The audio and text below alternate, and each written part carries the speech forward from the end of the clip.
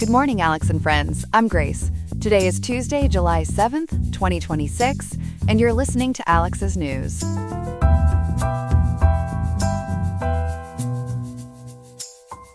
It is going to be a hot day in Riverside with a high of 94.8 degrees and a low of 64.3, so please be sure to stay hydrated and take plenty of breaks in the shade if you are spending time outdoors. In our report today, we explore the concerns raised by lawmakers regarding allegations that the Trump administration undermined protections for civilians. We are also looking into the details surrounding the restoration of Medicaid financial support for family planning organizations.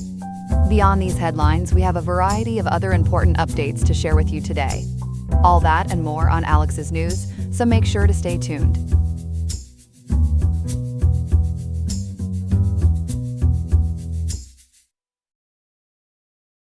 Good morning, everyone. This morning, we're digging into some serious accusations aimed at the Pentagon and Defense Secretary Pete Hegseth. Lawmakers say the administration has been dismantling programs meant to protect civilians during military operations. Here to walk us through it is our reporter, Ethan. Ethan, good morning. What exactly are these lawmakers alleging? Good morning, Grace. So as of today, July 7th, 10 Democratic lawmakers, led by Senator Elizabeth Warren of Massachusetts, have formally charged the Trump administration with what they call a leadership failure. According to reporting from ProPublica and Mass Live, they say the administration has been systematically defunding and impeding efforts to protect non-combatants. Their argument is striking because they claim this potentially violates federal law, and they add that it erodes the moral standing of the U.S. military itself. That's a heavy charge. What's the specific program at the center of all this? It's called the Civilian Harm Mitigation and Response Framework, or CHMR for short. There's also a related body, the Civilian Protection Center of Excellence, and Congress actually mandated it back in 2022. The whole idea was to embed prevention specialists inside military targeting teams. That way, someone in the room is always thinking about civilian safety and compliance with international rules of war. It was meant to build a culture, not just check a box. And what's happened to that program under Secretary Hegseth? ProPublica reports it's been effectively gutted. Hegseth has allegedly viewed those kinds of guardrails as hindrances to combat effectiveness. According to current and former personnel, the protection mission was slashed by roughly 90%, leaving just a handful of staffers to monitor civilian harm. Officials describe this as part of a broader remaking of the military, one centered on, in their words, more aggression and less accountability. It fits into what Hegseth calls his lethality doctrine. You mentioned an Inspector General report. What did that reveal? Right, this came out in May of this year, so about 2 months ago. The Department of Defense Inspector General described civilian protection efforts as largely inactive. The report laid out specifics. The Pentagon ended funding for a data management platform, terminated steering committee meetings, and lost or reassigned most of the personnel dedicated to CHMR. It also said the department withheld access to tools used to track how the program was being implemented. And critically, the Inspector General concluded that cutting this funding and staff actually decreases readiness and increases risks to both personnel and mission success. So this isn't just about civilians. It could hurt the troops too? Exactly, and that's an important nuance. The argument from defense experts is that protecting civilians and protecting your own mission go hand in hand. When innocent people die, it undermines the entire operation. And that brings us to the human cost, which is where the numbers get really sobering. Let's talk about that. What do the casualty figures look like? They're alarming, Grace. Mass Live reports that during something called Operation Rough Rider, nearly as many civilians were killed in 2 months as in the previous 2 decades of U.S. operations in Yemen. Let that sink in. 2 months versus 20 years. Conflict monitoring groups also noted a dramatic increase in U.S. strikes and civilian deaths in Somalia. So this appears to be a pattern across multiple theaters, not one isolated event. You said there was one incident that stands out. Tell us about that. This is the most high-profile case, and it's devastating. It happened in February, on the first day of the U.S.-Israeli war in Iran. A U.S.-made Tomahawk missile struck the Shajareh Tayyebe girls' elementary school in Minob. The school was located right next to a military compound. The Washington Post reported the school may have been mistaken for a military site and it was actually on a U.S. target list. A school on a target list. How many people were killed? Over 150 students and staff members. And here's the part that troubles the lawmakers most. Nearly 5 months later, the administration still hasn't provided a full explanation. Hegseth did say back in March that the investigation would take as long as necessary. But for the families, that's 5 months with no answers about how a children's school ended up struck by a missile. Is there a broader danger to leaving strikes like that unexplained? There is, and a very respected voice weighed in on this. Retired General Stanley McChrystal, cited by ProPublica, warned about what he calls insurgent math. The idea is that every innocent person killed potentially creates 10 new enemies for the U.S. military. So beyond the moral question, there's a strategic one. McChrystal's point is that carelessness with civilian lives can actually make America less safe in the long run. Now, you mentioned this might break the law. Where does the legal side stand? The legal stakes are significant. Representative Adam Smith of Washington stated during a May hearing that the Department of Defense is in direct violation of the law regarding civilian harm, and an outside expert agreed. Annie Scheel, the U.S. Director of the Center for Civilians in Conflict, said the department is violating bipartisan laws and policies, and she emphasized those rules were born from the hard lessons of previous, quote, forever wars, end quote. So these were lessons learned that are now being unlearned. Is this happening in isolation, or is it part of something bigger at the Pentagon? As part of a much wider cultural overhaul, Grace, the Trump administration has begun referring to the Department of Defense as the Department of War. Interestingly, the Inspector General report notes that name can only actually be changed by Congress. Hegseth has also faced bipartisan criticism for sweeping terminations of high-ranking officers. Critics allege those firings are rooted in political vengeance, racism, or bias against women. Has Hegseth said anything publicly about his reasoning there? He has, and he's been blunt about it. Hegseth has condemned what he calls woke culture within the military. He said, quote, "We became the woke department. We're done with that shit," end quote. One notable example is the effective firing of a respected four-star commander, General Chris Donahue. And that came after Donahue had previously dismissed concerns over wokeness as, quote, BS, end quote. So the disagreement over culture may have cost a top general his job. Let's come back to Senator Warren's letter. What are the lawmakers actually asking for? The letter went out on Sunday, July 5th, so just 2 days ago. Warren and 9 other lawmakers signed it, and notably, several are veterans, including Senator Tammy Duckworth, Senator Mark Kelly, and Representative Jason Crow. They're demanding answers to 20 questions, and they've set a deadline of July 9th, which is this coming Thursday. Among their requests are current staffing and funding figures for CHMR, and an explanation for why the department wasn't cooperating with the Inspector General. That deadline is just 2 days away. Has the Pentagon responded at all? Not in any detailed way, at least not publicly. A Pentagon spokesperson declined to answer specific questions from ProPublica. The only thing they offered was that the department would respond directly to the authors of the letter. So we may not know the substance of their answers until after that July 9th deadline. And given the 5-month wait on the school investigation, it's fair to say these lawmakers aren't expecting quick transparency. So what should our listeners be watching for in the days ahead? The immediate thing is that July 9th deadline and whether the Pentagon actually provides real numbers on CHMR staffing and funding. Beyond that, watch whether this becomes a bipartisan issue, because remember, the underlying laws had bipartisan support, and Republican-appointed officials in the Inspector General's office raised these red flags too. The deeper question is whether Congress steps in to enforce the mandate it created back in 2022. Because right now, lawmakers are essentially saying the law is being ignored, and the human cost is already mounting. Really important reporting. Ethan, thank you so much for breaking all of this down for us this morning. My pleasure, Grace. Thanks for having me. Welcome back. This morning we're following a major shift in healthcare funding that just took effect. Planned Parenthood and 2 other family planning groups can once again bill Medicaid for certain services. Our reporter Chloe has been tracking this all week. Chloe, good morning. What exactly happened here?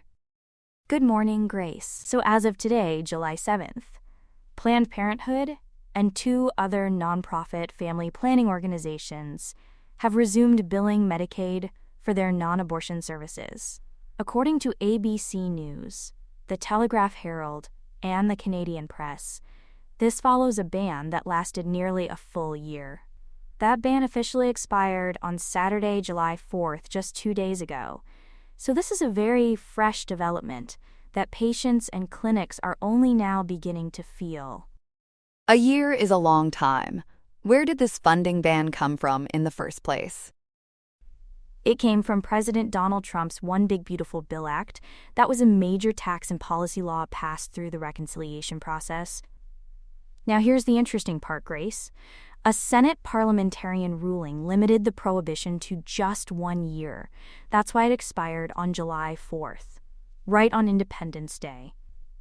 The law specifically targeted nonprofit family planning organizations that provide abortion and receive more than $800,000 a year in Medicaid reimbursements. So it was narrowly aimed at the bigger providers. What did a year without that money actually do to these clinics? The impact was significant, and it hit preventative care hardest. ABC News and the Canadian Press report that Planned Parenthood affiliates closed nearly 30 of their roughly 600 clinics over the past year. They cite the funding change as the primary driver. Those closures alone affected about 41,000 birth control patients every year. And remember, these are often people who have few other affordable options for care. 41,000 people is staggering. What specific services took the biggest hit? The declines were sharp across the board.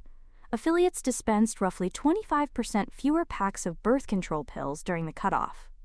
There was a 20% reduction in breast cancer exams, which is a real concern for early detection. They also saw a marked drop in patients tested for sexually transmitted infections. And overall, Medicaid visits fell by about 25%. That represents more than 250,000 lost visits over the year. Those are the kinds of numbers that are hard to recover from. Did the cutoff affect abortion access too? It did, in certain regions. A Planned Parenthood Action Fund spokesperson, Angela Vasquez-Giroux, noted the cuts limited abortion access in some areas. For example, Planned Parenthood of Wisconsin actually halted abortion services for about a month. To regain its reimbursement eligibility, it dropped its status as an, quote, essential community provider, end quote. Meanwhile, the Arizona affiliate paused many of its services for Medicaid patients, so the ripple effects went well beyond just billing paperwork. Now, this wasn't only about Planned Parenthood.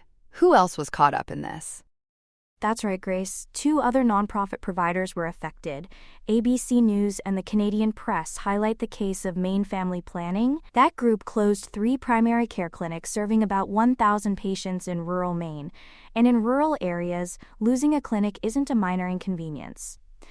Evelyn Kieltika, a senior vice president of program services, said former patients faced average wait times of 4 to 6 months just to establish care with a new provider. 4 to 6 months is a long time to wait for care. Did Maine's abortion services survive that? They did, actually, and this is an important distinction. Maine is one of several states where state-funded Medicaid covers abortion, so because of that state-level support, the group's abortion service numbers stayed steady even through the federal cutoff. It really shows how much of a difference state policy made during this period. The primary care side collapsed, but the abortion services held firm. So the state you're in really shaped your experience of this ban. Absolutely. Take health imperatives in Massachusetts. They experienced no service drops at all. That's because the state government stepped in and funded the reimbursements that the federal government had stopped. Planned Parenthood says this kind of state-level intervention happened in roughly 13 to 14 states. And on top of that, Health Imperatives received a grant from the Melinda Gates Foundation to keep operations running smoothly. Now that the money is flowing again, are all these clinics simply reopening? Not all of them, and that's the tough reality here. Some services are returning. The Arizona affiliate, for instance, is announcing expanded hours and more telehealth options, but others are gone for good. Maine Family Planning doesn't plan to reopen its primary care practices at all. And Michelle Quesada, a vice president for Planned Parenthood's Florida affiliate, said a closed clinic in Lakeland isn't expected to reopen. Why not reopen if the funding is back? It comes down to fear of instability. Quesada described a concern about, quote, yo-yo, end quote, funding cuts. In other words, why invest in reopening a clinic and rehiring staff if the funding could vanish again in another year? That uncertainty makes it very hard to plan long term. So even with money returning today, the damage to the network isn't easily undone. And that uncertainty seems tied to the politics. Is this fight really over? Not by a long shot, Grace. The restoration has reignited the political conflict. Kelsey Pritchard, a spokesperson for Susan B. Anthony Pro-Life America, said the organization should do everything in its power to defund, quote, big abortion, end quote, again. She noted the Republican base strongly supports that position. So abortion opponents very much see this as an ongoing battle, not a settled matter. And how is Planned Parenthood responding to that push? Planned Parenthood contends that most general election voters actually oppose the defunding, so both sides are reading the public very differently. Meanwhile, research indicates abortion opponents are already pressuring Congress. They want either a new reconciliation bill or they want to use the annual labor HHS appropriations bill to permanently restore the funding ban. So the mechanism that expired this month could very well come back through another legislative route. So today's restoration could be temporary, depending on what Congress does next. Exactly, that's the key takeaway. The one-year clock ran out on July 4th, and services are resuming right now. But nothing about this is permanent. If Congress acts through appropriations or another reconciliation effort, providers could be right back where they were a year ago. That's precisely why clinics like the one in Lakeland are hesitant to reopen. They're bracing for the possibility that this relief doesn't last. It sounds like patients are caught in the middle of a much bigger fight. They really are. For the people who rely on these clinics, this has meant delayed cancer screenings, less access to birth control, and long waits to find new providers. Those 250,000 lost visits represent real health consequences.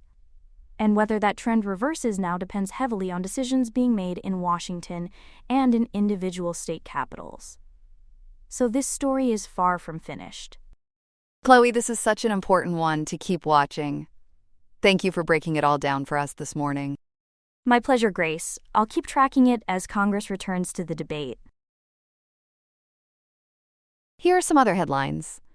Turning our attention to Turkey, the NATO summit kicked off Tuesday, July 7th, 2026, in Ankara. President Donald Trump touched down just before 7 a.m. Eastern Time, bringing along a heavy-hitting crew, including Secretary of State Marco Rubio, Treasury Secretary Scott Bessent, and Defense Secretary Pete Hegseth. The agenda is all about burden shifting, as leaders check the pulse on a goal to hike annual defense spending to 5% of GDP by 2035.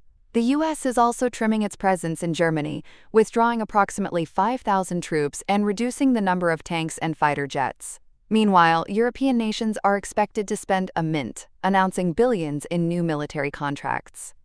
In diplomatic circles, it is a full house. President Zelensky is attending as a non-alliance guest, and is set to have a heart-to-heart with President Trump on Wednesday to discuss ending the war.